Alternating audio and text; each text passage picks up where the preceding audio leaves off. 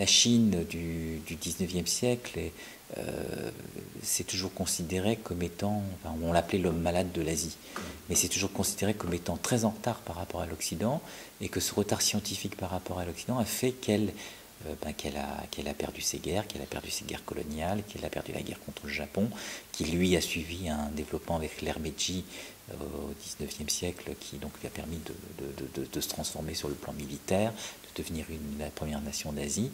Et les Chinois sont toujours restés un petit peu en arrière, parce que eux, par contre, ils étaient complètement coupés de cette idée de la science. Et donc la première volonté des intellectuels chinois au début du XXe siècle, ça va être véritablement de faire de la Chine à nouveau une puissance scientifique. Et donc de rattraper le retard et de faire de la Chine une nation moderne et véritablement axée la plupart des obligations de l'État vers la science et la formation, l'éducation. Ça c'est clair. C'est-à-dire qu'il fallait rattraper l'Occident, les États-Unis et l'Europe. Dans cette pensée holistique, on a aussi l'excès. C'est-à-dire qu'il y a des moments où il y a de l'excès. Une révolution, comme la Chine en a connu, on n'est pas dans un moment d'harmonie, on est dans un moment d'excès, de cassure. Je pense que sur le plan économique, et particulièrement sur le plan de ce qui s'est passé ces 30 dernières années, on va arriver aussi à un moment où par rapport à l'environnement écologique, on est dans une période de rupture. Parce que dans le quotidien des Chinois, ça veut dire quoi? Ça veut dire une augmentation massive des cancers dans toute la Chine. Ça veut dire aussi des paysages qui sont totalement dégradés, une disparition de lacs, de rivières, etc., etc. Des problèmes d'approvisionnement d'eau très importants. Donc les Chinois se rendent compte de plus en plus que ce développement économique extrêmement rapide a aussi des conséquences extrêmement violentes sur leur environnement direct.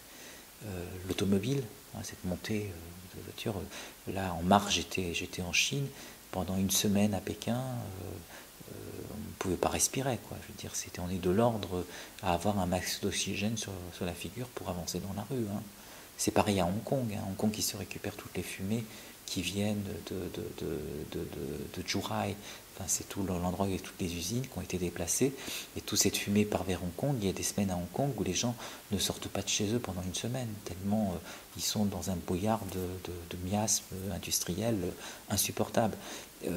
Et à Pékin, là, en mars, pendant 2 jours, les avions n'ont pas volé. Tellement la densité, sur la conjonction de météorologique plus la pollution a fait qu'on était dans un brouillard tellement épais, tellement dangereux que les avions ne pouvaient pas décoller. Donc tout ça, je pense que les Chinois en prennent conscience de plus en plus, et que donc en fonction de ça, il va y avoir progressivement une demande et une volonté de retour en arrière.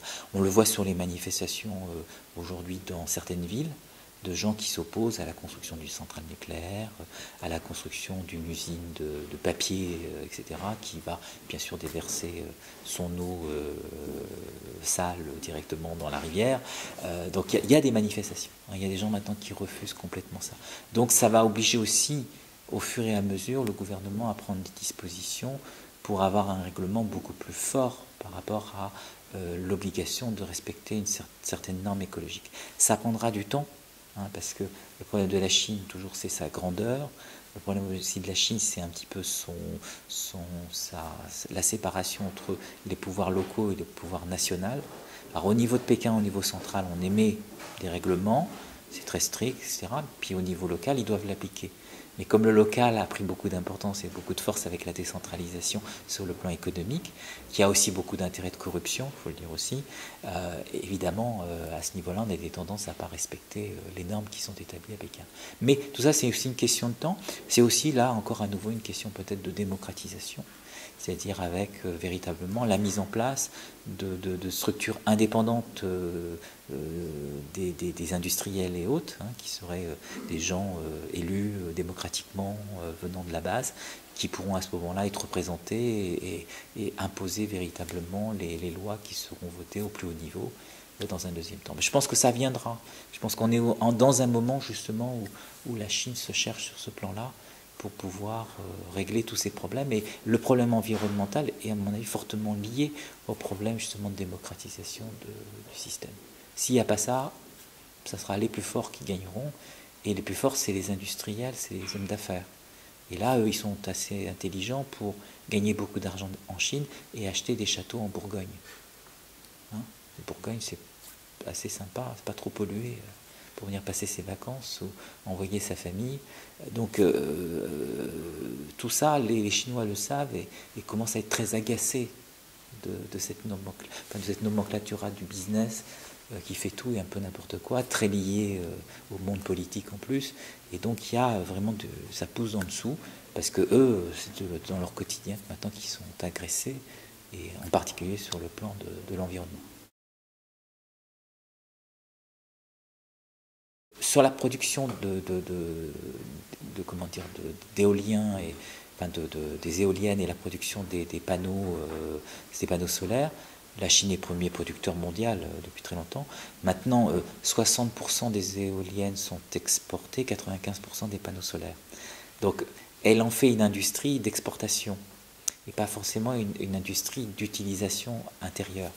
Donc ça va venir, puisque dans le mix énergétique, on a aujourd'hui une progression assez continue. Je crois que l'éolien et le solaire doivent représenter à peu près 9% du mix énergétique, donc ce qui est pas mal. Et ça va continuer à grimper. Alors après, ils ont l'hydraulique aussi, je dirais, là où il y a beaucoup de capacités, s'ils ne font pas les bêtises du grand barrage. Mais dans l'ensemble, faire plein de petits barrages, ils ont aussi cette capacité en Chine. Pour le moment. Et puis après, bon, je pense que la Chine ayant misé beaucoup sur l'automobile pour faire décoller son industrie et son économie, hein, c'est un choix très strict qui a été fait, un peu à l'imitation des États-Unis, à vrai dire. Ils vont devoir véritablement passer aux voitures hybrides et aux voitures électriques. Et là, il y a de la recherche, il y a une volonté, puisque le concurrent direct, c'est l'Inde, le voisin, et que donc celui qui trouvera le meilleur modèle, la meilleure voiture, la meilleure batterie, le meilleur, etc., ben, va gagner certainement la bataille, au moins dans la région, puis peut-être après sur le plan mondial. Donc il y a beaucoup de volonté de la part du gouvernement chinois de se battre sur ces domaines-là, ça c'est clair. Aussi l'avantage de la Chine, hein, qui est un gros avantage, mais qui peut diminuer maintenant, c'est ce qu'on a appelé les terres rares. C'est-à-dire tous ces nouveaux matériaux dont la Chine aujourd'hui est le premier producteur mondial, dont certains matériaux qu'on ne trouve quand même qu'en Chine, et dont on a besoin pour tout ce qui est du domaine des nouvelles technologies et des technologies de l'environnement. Donc ils ont quand même aussi un point fort là-dessus, et on l'a vu l'année dernière, en 2011, non 2010, pardon, avec les problèmes avec le Japon, où ils avaient coupé l'envoi de terres rares vers le Japon à cause des problèmes déjà à l'époque des contestations des territoires maritimes en mer de Chine orientale, et donc le Japon n'ayant plus de terres rares a dû être obligé d'arrêter la fabrication des disques durs, de tout quoi, parce qu'ils n'avaient plus rien. Donc évidemment aujourd'hui les Chinois ont un point fort quand même là-dessus, et quelque part avoir ça à disponibilité, la main-d'œuvre, de la recherche, une volonté des entreprises qui déplacent leur laboratoire sur le plan local, on peut aboutir aussi à une création de certaines technologies sur le plan environnemental qui peuvent être d'un certain niveau et intéressants. Alors là aussi, ceci dit, pour la Chine, parce qu'on parle beaucoup d'espionnage dans ces domaines-là, peut-être pour conclure, il faut aussi faire très attention parce que ce que disent les Chinois, à peu près 90% des informations qu'ils trouvent sont des informations qu'ils trouvent sur Internet ou sont des informations qui sont diffusées par les entreprises elles-mêmes, occidentales elles-mêmes. C'est-à-dire qu'il suffit d'éplucher, je sais pas, un document et très rapidement on arrive à découvrir des choses. Il y a relativement très peu de choses qui sont vraiment espionnées, c'est 7 ou 8% vraiment de secrets qui là sont intéressants pour les Chinois et qui peuvent donner lieu de la part des Chinois à de l'espionnage aux États-Unis essentiellement, mais aussi, bon, on a eu des cas en Europe, mais qui n'ont pas été avérés comme étant véritablement de l'espionnage, mais il y en a certainement. Mais c'est relativement peu. Donc, et la Chine, par contre, a besoin de ça encore, certainement, d'une certaine façon, pour son développement, et là, pour créer de nouveaux produits, pour aller plus vite que l'Occident. Donc ça, ils investissent beaucoup là-dessus aussi.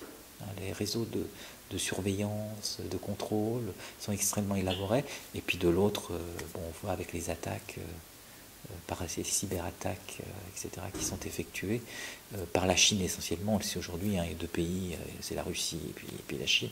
Et là, certainement aussi pour capter des informations qui peuvent être utiles sur le plan industriel après. C'est pas simplement la défense, l'armée, tout ça, bon, c'est pas inintéressant pour eux, mais au-delà, il y a aussi tous les aspects, on va dire, industriels et économiques. La grande question qu'on se pose toujours en ce moment, d'ailleurs, je crois qu'il y a encore quelques livres qui sortent par ces temps derniers, sur l'idée d'un modèle chinois. Je crois que malgré tout, il n'y a pas de modèle chinois. Je suis assez de ceux qui pensent qu'il n'y en a pas parce que s'il y avait un modèle, ça serait le pragmatisme. Donc est-ce que le pragmatisme, c'est un modèle? Après, c'est une question. Bon, on peut estimer que oui, mais quelque part, c'est pas un modèle politique non plus au sens strict du terme, c'est pas un modèle de société au sens strict du terme non plus. Donc, avoir comme cela le pragmatisme, ça peut être bien, mais ça peut être dangereux aussi. Donc, je vois mal l'Occident abandonner toutes ses valeurs, on va dire, forgées depuis, de démocratie, de tout ça, pour simplement un modèle de pragmatique. Est-ce que le modèle pragmatique tel qu'on le voit en Chine conforte un modèle social égalitaire? Non.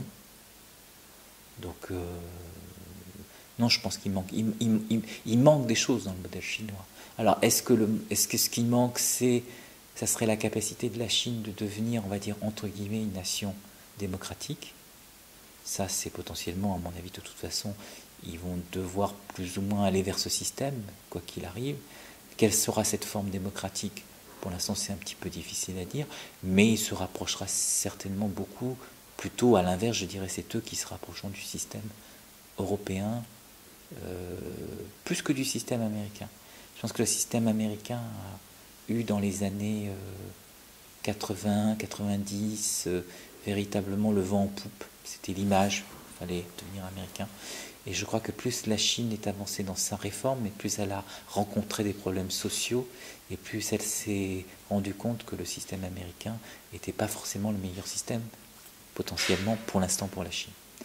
Parce que la Chine a besoin de mettre en place des protections sociales, et elle peut pas, c'est assez inévitable, je dirais, de pouvoir redistribuer une partie des richesses vers les populations les moins riches, on va dire.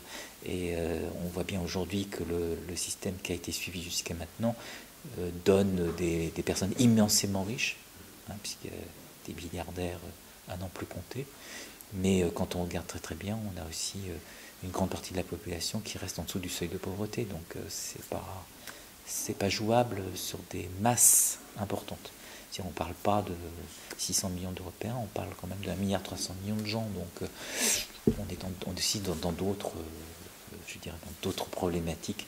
Le gigantisme, l'importance humaine fait que c'est pas gérable de la même façon qu'on l'a en Europe ou aux États-Unis. Je crois qu'il faut être aussi conscient de ça.